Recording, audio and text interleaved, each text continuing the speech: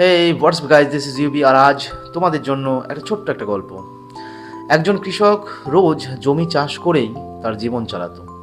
সে রোজ সকালে যেত, প্রত্যেক মানুষের জমি চাষ করতো, সেখান থেকে যা সামান্য উপার্জন করতো সেটা নিয়েই তার জীবন কাটতো। একদিন হঠাৎ এরকম হলো যে সে জমি চাষ করতে করতে একটা সোনার কলসি পেল। কলসির মুখ খুলে সে দেখতে পারলো সেখানে সোনা, গয়না, হিরে জবারাত ভরপুর আছে। সে বুঝতে পারলো সে মুহূর্তের মধ্যে ধনী ব্যক্তি হয়ে গেছে। সে কি করলো, সে সেই কলসিকে খুব যত্ন করে বাড়িতে নিয়ে এসে কোনো এক কোণায় ভালো করে মাটি খুঁড়ে আবার পুঁতে দিল, যত্ন করে রেখে দিল। এরপর থেকে সে পুনরায় জমি চাষ করতে শুরু করলো। জমি চাষ করতে যেত আর মনে মনে ভাবতো, আমার কাছে তো অনেক সম্পত্তি আছে, আমার কাছে অনেক কিছু আছে।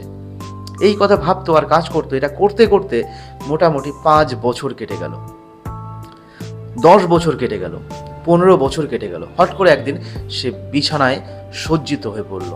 তার পক্ষে আর কোনো কিছু করাই সম্ভব ছিল না।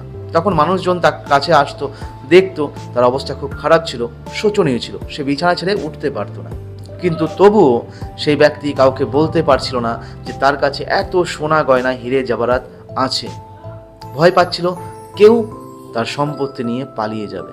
এই করতে করতে করতে করতে যখন সে মৃত্যু শয্যায় আর বাঁচবে না, সেই সময় মানুষ তার পাশে যাচ্ছিল না, সে কোনো মানুষকে তার কাছে পাচ্ছিল না। একদিন হট করে একজন ব্যক্তি শুধু এইটুকুই দেখতে গেছিল যে সে জীবিত আছে না মারা গেছে। কিন্তু সেই ব্যক্তি গিয়ে দেখে সে এখনো জীবিত আছে এবং সেই বৃদ্ধ লোকটি তাকে ডেকে বলছে, শোনো, আমার কাছে অনেক সম্পত্তি আছে, সম্পত্তিটা তুমি বের করো। এই কথা শুনে সে তার কথা অনুযায়ী একটা জায়গা খুঁড়ে সেখান থেকে একটা কলসি বের করলো আর দেখলো সেই কলসিতে অনেক সম্পত্তি আছে। এখন বৃদ্ধ তার কাছে আবদার করছে, আমাকে একটু যত্ন করো, আমাকে খাবার দাবার দাও, আমার আর কোনো কিছু চাই না।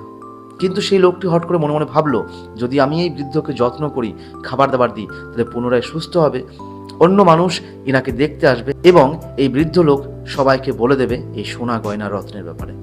তখন সেই লোকটি তাকে ছেড়ে পালালো এবং ঘর বন্ধ করে রেখে দিয়ে চলে আসলো, যাতে বৃদ্ধর কাছে কেউ যেতে না পারে। ঠিক 10 দিন পর বৃদ্ধ মারা গেল।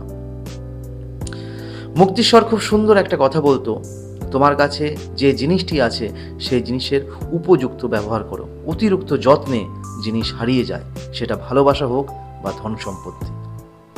রাধে রাধে।